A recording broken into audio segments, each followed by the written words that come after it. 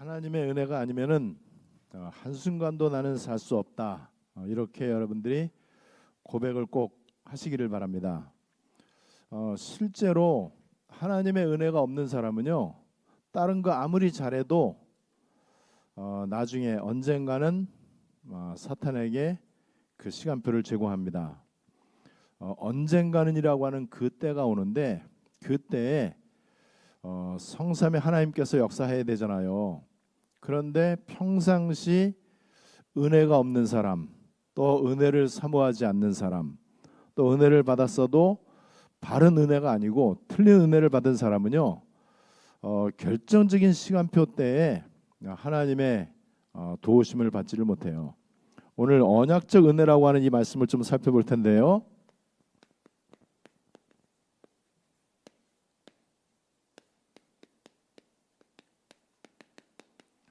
오늘 고린도후서 6장 1절 2절을 보니까는 지금이 바로 그때다. 하나님의 은혜를 받을 만한 때다.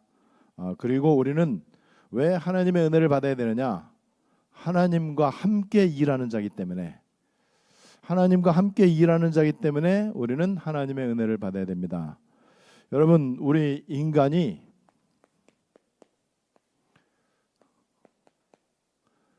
떡이 아니고 말씀을 먹고 사는 존재잖아요. 말씀이 하나님의 은혜거든요. 우리 인간은 진짜 떡으로만 사는 게 아닙니다. 떡이 필요합니다. 우리 육신을 위해서요. 그런데 우리는 영적인 존재이기 때문에 하나님의 은혜를 먹고 사는 존재예요. 하나님의 말씀을 먹고 사는 존재입니다. 자, 그런데 이 하나님의 말씀, 이 하나님의 은혜, 이것이 언제 나에게 이제 바르게 오느냐 말이죠. 여러분, 그동안은 우리가 은혜 받았다고 얘기를 하는데 거의 보면은 내 것에 대한 충족을 받은 거예요. 내 것에 대한 어떤 목표나 목적이나 동기가 달성된 거예요. 그거를 갖다가 은혜 받았다라고 착각을 했던 거예요. 그래서 내가 원하는 대로 내 뜻대로 뭔가가 이루어지면은 하나님의 은혜를 받은 거고 하나님의 응답을 받은 걸로 이렇게 이제 알고 있었는데, 우리는 이제 어떤 은혜를 받아야 되느냐?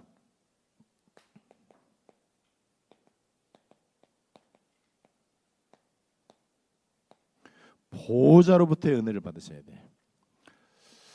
보호자로부터의 은혜다라고 하는 것을 전에는 이제 많이 쓰지를 않았는데, 지금 왜 이제 이런 단어를 쓰냐면요, 시간표가 됐기 때문에 그렇습니다. 성삼위 하나님 계시는 곳이 보호자예요. 그 보호자로부터 오는 은혜가 있습니다. 그 보호자로부터 은혜를 받으면요, 어떤 일이 생기느냐?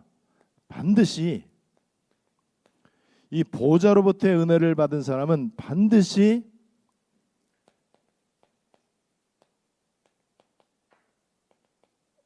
모든 것을 복음 중심의 생각을 해요. 그래서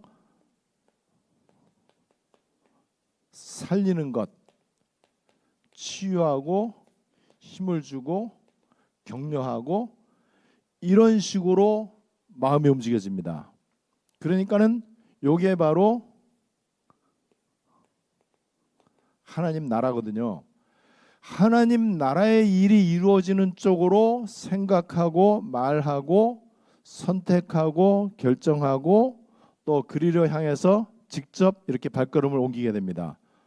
요게 바로 바르게 은혜 받은 사람의 모습이에요. 그런데 보호자로부터의 은혜는 특징이 뭐냐면요,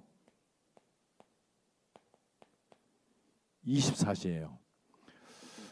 우리가 은혜가 없을 때가 있잖아요. 또 옛날에는 그런 얘기를 많이 했죠.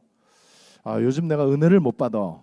그리고 요즘 내가 은혜가 좀 떨어진 것 같아. 내가 더 은혜 받아야 되는데. 그 말은 은혜 24가 뭔지를 몰라서 그래.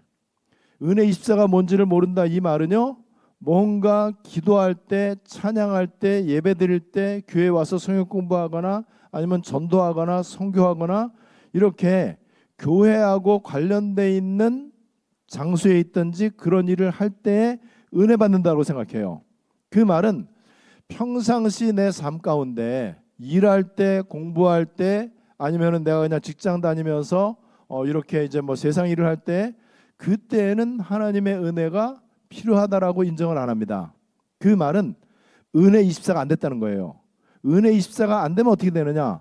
은혜 24가 안 되는 그 타이밍에 사탄이 공격하는 거예요. 그래서 지금 우리가 받는 은혜는요, 어쩌다가 좋은 설교 듣고 내 마음에 맞는 설교를 듣고 또 내 가슴이 뜨거워지는 이런 은혜를 받을 때 그게 은혜 받았다고 이제 생각을 해요. 그래서 요즘 내가 은혜를 못 받다가 오늘 우리 주일 설교 말씀에 내가 은혜를 받았다, 이제 이렇게 얘기를 해요. 아니에요. 우리는 은혜를 먹고 사는 존재이기 때문에 은혜가 떨어지면 안 돼요. 그렇다면 그 은혜가 뭐냐? 24 은혜입니다. 24 은혜는 내가 직장에서 일할 때에도 은혜가 떠나지 않는 거예요. 내가 일상생활을 하고 세상 일을 하는 것 같아도 내가 지금 취미생활을 하고 누구를 만나고 어디를 간단 말이에요. 차를 운전한다든지 이럴 때에도 나에게 있는 은혜가 떠나지 않는 거예요. 이 은혜를 가지고 우리는 보호자로부터의 은혜 이렇게 얘기를 하고 언약적 은혜다 이렇게 얘기를 해요. 언약적 은혜의 반대말이 종교적 은혜입니다. 언약적 은혜의 반대말이 떡에 대한 은혜예요. 그리고 내 욕심과 야망이 충족되어지고 내 동기와 내 목적이 달성되어지는 것을 우리는 기복적 은혜 또는 세상적 은혜 아니면 종교적 은혜 이렇게 얘기를 해요. 이 언약적 은혜다 이 말은요, 요거는 절대적이에요. 절대적이고 이거는 조건 없어요. 무조건적입니다. 이거는 그래서 완전하고 영원하고 끝까지 지속되어지는 이 은혜예요. 이 은혜를 이제 우리가 이제 받아야 됩니다. 왜 그러느냐? 왜 우리가 언약적 은혜를 받아야 되느냐? 은혜를 받을 때 눈이 열리고 생각이 열려요. 우리 인간은 눈이 잘 열려야 돼요. 영적인 눈이죠. 생각이 열려야 됩니다. 그래서 하나님이 기뻐하시는 것을 봐야 돼요. 하나님이 기뻐하시는 그 관점으로 봐야 돼. 하나님이 기뻐하시는 그 생각을 해야 돼요. 이게 은혜 받을 때 이제 나타나는 거죠. 그리고 그렇게 될 때 내 육신적인 정체성이 있는 것처럼 영적인 정체성이 있단 말이에요. 이 정체성과 삶의 이유, 이 부분이 딱 이제 발견이 됩니다. 우리의 정체성, 영적인 정체성, 구원받은 하나님의 자녀, 그렇죠. 그리고 나는 이 시대에 세계복음화를 위해서 부름받은 전도자, 그리고 나는 환난을 통과한 남은 자, 그리고 이 한 시대에 망대 운동을 통해서 세계복음화 해야 될 나는 하나님 앞에 오직 유일성의 답을 낸 자, 이거예요. 이 정체성. 그렇다면 내 삶의 이유 오로지 복음과 전도, 오로지 그리스도와 세계복음화. 자, 이렇게 될 때 내 소원과 내 탄식과 내 뜻이 이게 하나님하고 이제 딱 맞는 거예요. 이때 오는 보호자로부터의 힘이 있어요. 이게 신적인 지혜입니다. 보호자로부터 오니까는 지금 우리가 얘기하는 스론니, 그리고 이게 와요. 신적인 지혜, 신적인 어떤 기능, 신적인 힘. 이 힘은 세상이 이해할 수 없는 그 힘이죠. 이렇게 되면은요, 이 은혜를 받으면은 우리가 현장과 사람과 후대를 살릴 수 있습니다.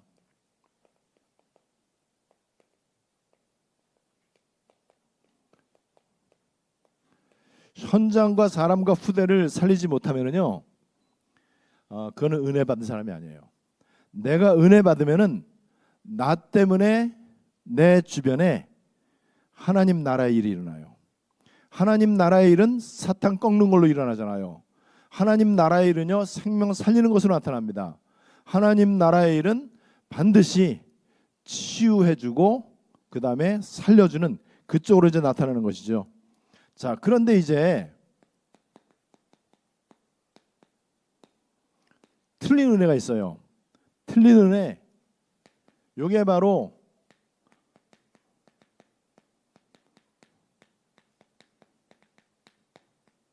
요거예요. 예수님이 그리스도 되심을 정확히 알지 못하면은요, 그러면은 예수님 한 분만으로 부족합니다. 예수님 한 분만으로 만족이 안 돼요.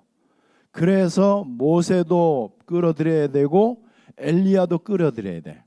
그리고 교회라고 하는 게, 또 믿음이라고 하는 게 오직 예수가 아니고 예레미야도 해야 되고 세례 요한도 해야 돼. 여기에 바로 틀린 은혜 받은 사람들의 목적이에요. 그게 바로 여러분 율법, 신비, 기복, 그리고 인본주의, 이런 거란 말이에요. 그러니까는 이런 때는요, 반드시 어떤 일이 일어나냐, 생명과 성령과 창조의 일이 일어나질 않아요. 그러니까는 현장과 사람을 살리지를 못해요. 그래서 은혜를 받았다고 하는데 그 사람 주변에 사람을 정죄하고 상처 주고 죽이고, 또 그 사람 주변에 뭐 늘 일어날 수는 없겠지만은 죽어도 한 번도 전도의 일이 안 일어나, 사람 생명 살리는 일이 안 일어나, 그리고 하나님 나라 일이 안 일어난단 말이에요. 그게 왜 그러냐면은 은혜를 못 받아서가 아니고 은혜 받았다고 하는데 철저하게 나 중심의 은혜를 받았기 때문에 그래. 여러분, 그래서 우리는 이런 틀린 은혜, 종교적 은혜, 이 은혜를 받으면 안 돼요. 이 은혜를 받으면은요, 이 가장 중요한 거, 생명과 성령과 창조의 일들, 현장과 사람 살리는 일들, 이런 일들이 일어나질 않아요. 이런 일이 일어나지 않는다. 그 말은 철저하게 내 신앙이 육신 중심, 나 중심, 떡 중심, 그렇게 됐기 때문에 그래요. 우리의 진짜 중심이 오로지 보좌에 계시는 성삼위 하나님, 하나님의 나라, 그 다음에 복음과 전도, 그리스도 세계복음화, 여기에 집중되어진다면요, 반드시 그런 일이 일어나야 되는데 그렇지를 못하단 말이죠. 그래서 여러분들이 지금은 이제 시간표가 은혜 받으면 되는데 어떤 은혜를 받아야 된다고요? 보좌로부터의 은혜가 무엇인지를 체험해야 됩니다. 저에게 이런저런 말을 하는 사람이 있어요. 그때 내가 그 말을 딱 들으면은요, 보좌로부터 오는 게 뭔지를 모르니까는 저런 얘기를 하는구나, 이게 딱 보여져요. 왜냐하면 지금 우리는 보좌로부터 오는 게 무엇인지 조금씩 이제 체험하고 있잖아요. 그러면은 또 어떤 생각이 드느냐, 그냥 비판도 아니고 정죄도 아니고 판단도 아니고 제가 교만하다는 얘기도 아니에요. 기도 안 하는구나, 기도 24가 뭔지 모르는구나. 여전히 지금 많은 사람들은요, 기도 24를 기도 많이 하는 걸로, 기도를 길게 하는 걸로, 늘 기도하려고 애쓰는 걸로 생각하는데 전혀 별개예요. 그거 아니에요. 기도 24입니다. 기도 24가 숨 쉬는 것만큼 자연스럽게, 그리고 내 일상 가운데 어디 있든지 어떤 상황 가운데 있든지 내가 계속해서 성삼위 하나님께 집중하는 거예요. 여기에 기도 24예요. 기도 24를 모르니까는 저렇게 하는구나. 여러분들이 앞으로 이제 보시게 될 것입니다.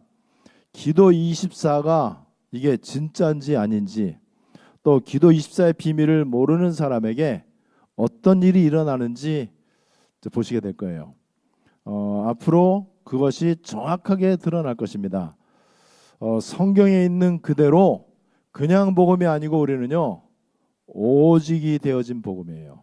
그냥 복음이 아니고요, 아무것도 섞이지 않은 순수복음, 참복음, 원색복음입니다. 그 하나님의 언약만 바르게 붙잡고 내 거 완전 내려놓고 계속 하나님께 이 말씀과 기도를 가지고 집중하는 거예요. 이거를 갖다가 아예 호흡할 때마다, 그리고 발걸음 옮길 때마다 여러분들이 계속 연결하면 됩니다. 이 말이 얼마나 이게 절실한 말이고 이게 얼마나 지금 시급한 말인지를 여러분들은 며칠 이내에 보시게 될 것입니다. 여러분, 틀린 은혜 받으면 안 돼요. 근데 이거를 바른 은혜라고 착각하거든요. 율법에 빠져 있으면서 여기에 생명 걸어요. 신비주의자들이요, 뭔가 몸에 감정적으로 느낌이나 체험이 와야 은혜 받은 거예요. 그 다음에는 그거 안 오면 안 돼. 큰일 나. 계속 와야 돼. 그게 뭔가 느껴지는 게 와야 돼. 막 기적이 일어나고 뭔가 은사가 나타나고 뭐 신비 체험하고 뭐 이래야 돼요. 그 다음에는 좀 더 자극적이고 좀 더 큰 걸 또 체험해야 돼. 이게 안 오면은 나는 은혜 못 받았다 이렇게 생각을 해. 우리는 어떻죠? 우리는 24 기적이에요. 24가요 임마누엘이에요. 24가 구원의 비밀이에요. 24가 내가 보조화되는 거예요. 24 내가 호흡으로 하나님하고 계속해서 친밀하게 소통하는 거예요. 그리고 우리에게는 발걸음마다 하나님 말씀 성취될 것입니다.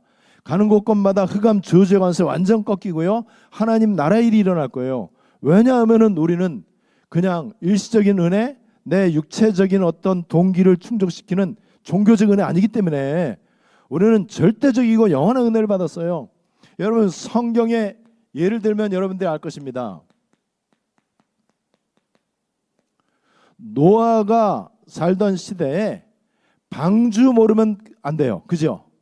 방주를 알았다. 다 아는 거예요. 그죠? 노아 시대 방주 말고는 다른 거 아무것도 중요하지 않습니다. 전혀 중요하지 않아요. 부모도 중요하지 않고 자식도 중요하지 않아. 그 다음에 내 어떤 건강 중요하지 않아요. 그죠?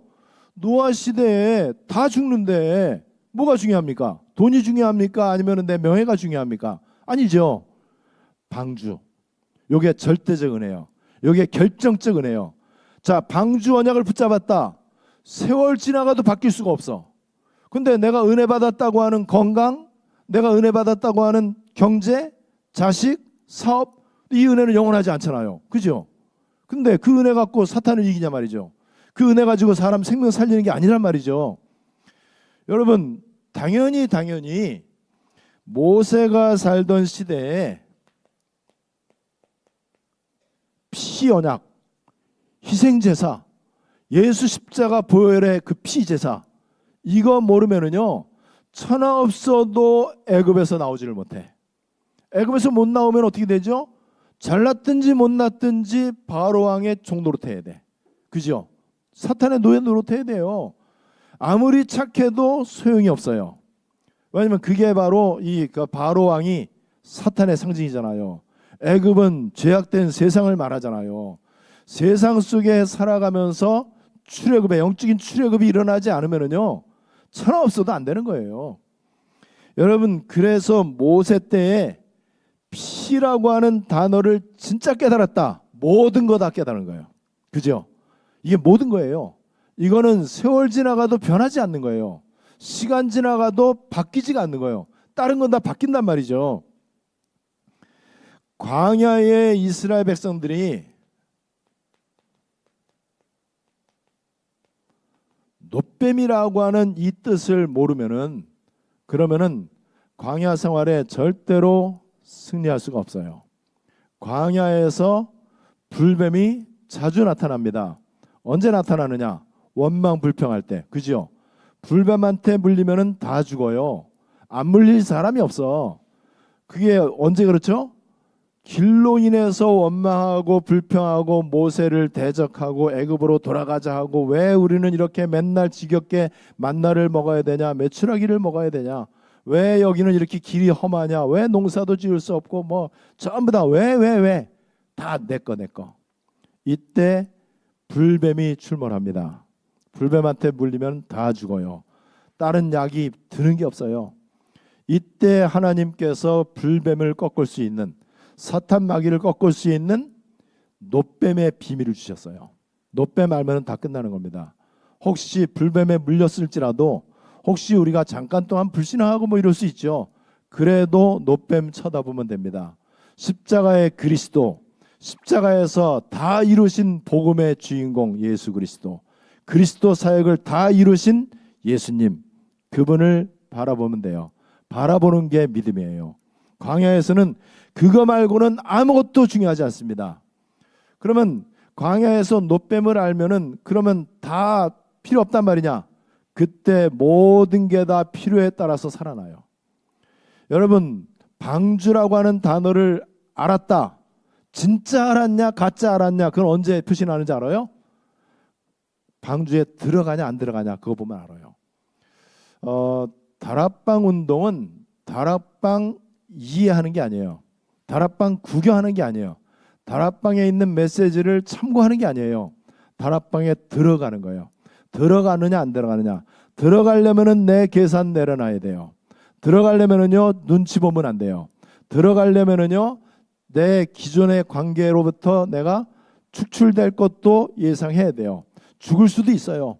그래도 들어갑니다. 왜 들어가냐? 은혜 받았으니까는. 그게 우리 살 길이니까는. 그거 말고는 더 이상 내 인생에 가치가 없다. 여러분 이사야가 살던 시대 포로잖아요. 포로 때에 메시아가 뭔지 또 그루터기가 뭔지 다 없어져요. 다 배임을 당해요. 그 중에 얼마 남았는데 그것도 다 배임을 당한다니까요. 끝까지 남아있는 그루터기. 그냥 보면은 다 잘린 것 같고 그런데 그루터기에서 새순이 나오잖아요. 그거예요. 이 비밀을 알아야 돼요. 그게 바로 렘넌트라고 하는 거잖아요. 메시아 예언을 했어요. 이사야 선지자를 통해서 메시아가 오실 것이다. 인간이 절대 해결할 수 없는 영적 문제 해결할 메시아를 약속으로 하나님께서 주셨습니다. 그 메시아 언약을 붙잡는 거예요. 어떻게 붙잡냐? 메시아 언약에 대한 그림자가 있어요. 이것들을 내가 실체로 이제 붙잡는 거예요. 여러분 그게 바로 은혜 받은 사람들의 모습입니다.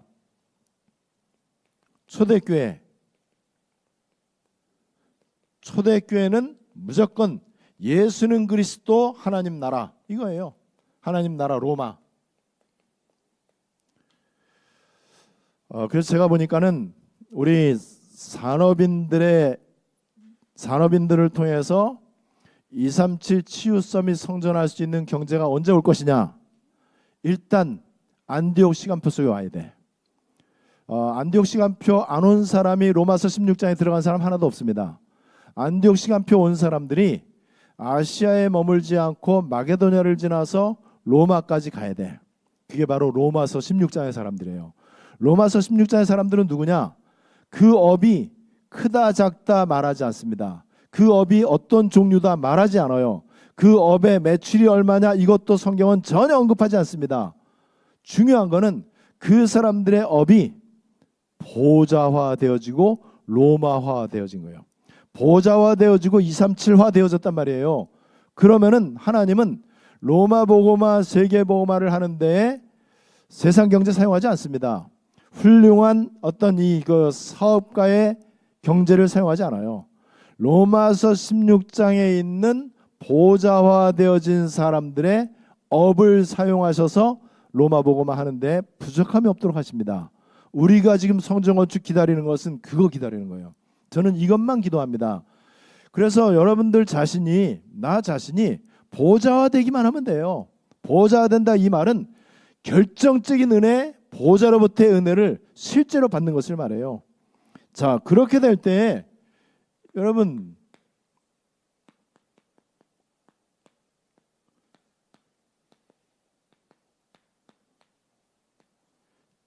둘 중에 하나가 이제 나타납니다. 본질을 강조하느냐 주변 것을 강조하느냐. 본질의 영향을 받느냐 주변 것의 영향을 받느냐. 어떤 사람은요 주변 것이 나쁜 게 아니거든요. 여러분 우리 건강 나쁜 거 아니잖아요. 우리 돈 있어야 되잖아요. 자식 기왕이면 공부 잘하고 모범생이고 기왕이면 집안이 화목하고 또 뭐 그렇게 이제 부자도 되고 좋은 집도 이거 다 필요하잖아요. 교회가 기왕이면 땅도 좀 있고 건물도 있고 뭐 이렇게 막 크게 교회가 막 이렇게 숫자적으로 막 늘고 이래야 되겠죠. 근데 그게 본질은 아니에요. 근데 사람들이 거의 대다수 보면은요 주변 것이 더 아름다워 보이기 때문에 아름다운 주변 것을 가지고 본질을 자꾸만 후퇴시켜. 자꾸만 본질을 갉아먹어. 그래서 주변 것이 점점 커져요. 요게 자기도 모르게 이제 그렇게 되거든요. 은혜 받은 사람들의 특징, 주변 것은 계속해서 내가 이게 주변 것이 내 거거든요. 내 것. 본질이 바로 이게 하나님의 것이에요. 이런 현상이 분명히 일어납니다. 그래서 여러분들이 나 자신을 볼 때 내가 하나님의 것을 더 많이 추구하는지 내 머릿속에 하나님의 것이 많이 떠오르는지 아니면은 내 것이 많이 떠오르는지를 한번 체크해 볼 필요가 있어요. 우리 사람이기 때문에요. 얼마든지 내 것 떠오르지요. 그리고 뭐 당장 현실적인 문제, 그다음에 당장 시급히 해결해야 될 이런저런 어려움들, 이런 거 당연히 떠오르죠. 그런데 그럼에도 불구하고 내가 계속 하나님의 은혜의 보좌 앞에 가면 어떻게 되죠? 보좌로부터 오는 뭔가가 있잖아요. 이것 때문에 내 것을 점점 내려놓게 됩니다. 내 것 때문에 화가 나는 게 점점 줄어들어. 내 것 때문에 속상한 그 마음이 점점 줄어들어. 그러면서 하나님의 것 때문에 생기는 기쁨과 행복, 이게 점점 많아져. 이게 점점 많아지면서 주변 거, 서론적인 거, 지나가는 거, 육신적인 거, 부주제, 이런 것들 점점 나도 모르게 내려놓게 돼요. 왜냐하면 내가 점점 하나님의 것으로 점점 내가 채워져 가거든요. 하나님의 것으로 채워지면서 내 것은 점점 없어져요. 이게 성령 충만입니다. 이렇게 되어지도록 하시면 돼요. 그러면은요, 하나님의 것이 나에게 24 계속해서 충만하게 됩니다. 그러면은요, 다른 거 그다지 중요하지 않습니다. 뭐 가끔씩 우리가 뭐 실수할 수 있죠. 얼마든지 우리가 세상적인 것 때문에 이렇게 좀 약간 흔들리기도 하고, 뭐 갑자기 어려운 문제 오면은 사실 무섭잖아요. 두렵잖아요. 염려가 되고, 막 인간인데 뭐 당연히 그렇죠. 그런데 그럼에도 불구하고 그거는 잠깐이고, 나에게 결정적 영향을 주는 것은요, 내 안에 많이 차지하고 있는 게 결정적인 영향을 줘요. 내 안에 뭐가 많이 차지하고 있느냐. 그래서 여러분들은 은혜 받는 일에 양보하면 안 돼요. 진짜 복음에 유익되고 하나님 나라에 유익되는 거라면은 뭐든지 할 수 있고 뭐든지 안 할 수 있으면 됩니다. 거기에 대해서 망설이면 안 돼요. 망설일 필요가 없는 거예요. 그렇다면은 무조건 복음에 유익되는 쪽으로, 하나님 나라에 유익되는 쪽으로만 가면 돼요. 그렇게만 하면 됩니다. 저는 앞으로도 어떤 문제가 생기든지 어떤 일이 생기든지 간에 저는 하나님께서 저에게 주신 확신대로 하나님께서 주권적으로 전도자를 세우고 저의 영적인 스승을 세우시고, 그분이 잘났든지 못났든지 하나님께서 그분을 통해서 세계복음화 이루신다고 하는 답이 있기 때문에 저는 그렇게 갈 겁니다. 다른 데 망설일 필요가 없어요. 이런저런 얘기 들을 필요도 없는 거죠. 오늘 언약적 은혜, 보좌로부터의 은혜, 여러분들에게 실제적인 은혜가 되시고요. 늘 이것만 생각하면 돼요. 하나님의 것. 오늘 이 말씀 여러분들에게 그대로 성취되시기를 주 예수님의 이름으로 축복합니다. 우리 말씀 붙잡고 합심으로 기도하겠습니다. 조금만 내가 기도를 이제 하려고 노력하는 그것보다 기도가 좀 편안해질 정도로 계속해서 호흡을 의식화시키고 발걸음도 의식화시키고요. 하나하나씩 그렇게 한번 해보세요. 그리고 예를 들어서 계단 올라갈 때에도, 계단 한 층만 올라갈 때에도 이걸 조금만 의식하면은요, 계단 보면은 무조건 기도 나와. 그런 식으로 해서 여러분들 삶 가운데 계속 기도가 떠오를 수밖에 없는 그런 것들을 많이 만드시면 돼. 예를 들어서 아침에 양치할 때, 저 같은 경우는 이제 이거 오일 플링이라는 걸 하거든요. 오일 플링을 하는데 좀 길게 해요. 한 15분 정도 해요. 15분 동안은 무조건 내가 기도합니다. 오일 플링 하는 동안에 뭐 다른 거 그러면서 약간의 이제 이 스트레칭도 하고 이제 이렇게 해요. 그런 식으로 여러분들이 의식화를 시키면 돼. 좀 약간의 의식화를 시키면서 계속해서 이 기도의 리듬을 좀 잘 찾아갈 수 있도록, 그래서 기도가 이제 리듬이 될 수 있도록. 이제 그러다 보니까는 그냥 지나가다가 맨 땅만 보면은 차에서 내려서 막 맨발로 걷고 싶어. 왜냐면 맨 땅 걸으면서 그냥 안 걷거든요. 호흡 길게 하고 이렇게 이제 한단 말이에요. 그리고 우리 동네에는 맨발 걷기 할 수 있는 데가 어디인가? 맨발 걷기 좋은 게 운동도 되고 발도 튼튼해지고 물리적인 에너지도 얻고 호흡도 하고 기도도 하고 묵상도 하고, 그리고 자연의 혜택도 있고 이렇게 이제 산책하는 그것도 있고 굉장히 이제 좋단 말이에요. 이제 그런 식으로 뭐 우리 학생들 같은 경우는 학교 가서 수업하기 전에 잠깐 묵상을 한다든지 이런 식으로 나의 영적인 루틴, 나의 기도의 리듬을 이렇게 여러분들이 이제 만들어 가시면은요, 요게 차츰차츰 이게 24가 돼요. 마약쟁이가 일주일에 한 번만 뭐 주사 맞으면 되지 뭐 매일 뭐 수도 없이 주사 맞는 게 아니란 말이에요. 알코올 중독자가 하루에 소주 2병씩 먹으면 무조건 알코올 중독됩니다. 그래서 진흙화도 하루에 2병씩만 좀 조심시켜야 돼. 이미 알코올 중독 들어가는 거 그러면요.